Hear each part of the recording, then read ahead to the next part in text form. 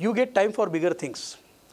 जेव्हा तुमच्याकडे इतर लीडरशिप टीम बनते आणि आज तुम्ही जे करता ते सर्व ते लोक करायला लागतात, तेव्हा तुम्ही त्या कामातनं मुक्त होता आणि तुम्हाला ती कामं करायला मिळतात जी तुम्हाला तुमच्या कंपनीत आजपर्यंत होत नाही.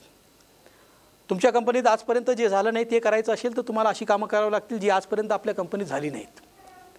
ओके, त्याच्यासाठी सगळ्यात पहिले तुम्हाला आजची कामं सोडता आली पाहिजेत.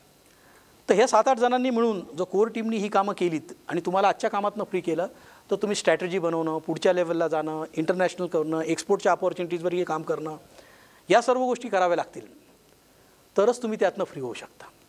पण काय माहिती का, स्वतः काम करणं खूप सोपं असतं. स्वतः काम करणं खूप सोपं असतं.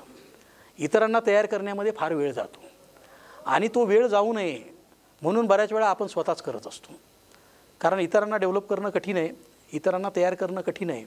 त्यामुळे बऱ्याच वेळा आपणच करतो आणि म्हणूनच ती एका लेवलला आलेली स्टॅग्नन्सी असते. जेव्हा तुम्ही लीडर्स डेव्हलप करता आणि लीडर तुमच्या आजच्या 16 करोडच्या कंपनीला सांभाळतात आणि तुम्ही 32 करोडवर जाण्यासाठी लागणारी कामं करायला सुरुवात करतात, तेव्हा ऑर्गनायझेशन ग्रो होते. इथे मी मोठे मोठे फिगर्स बोलतो आहे. 2 करोडवाल्यालाही तेच लागू आहे, 3 करोडवाल्यालाही तेच लागू आहे.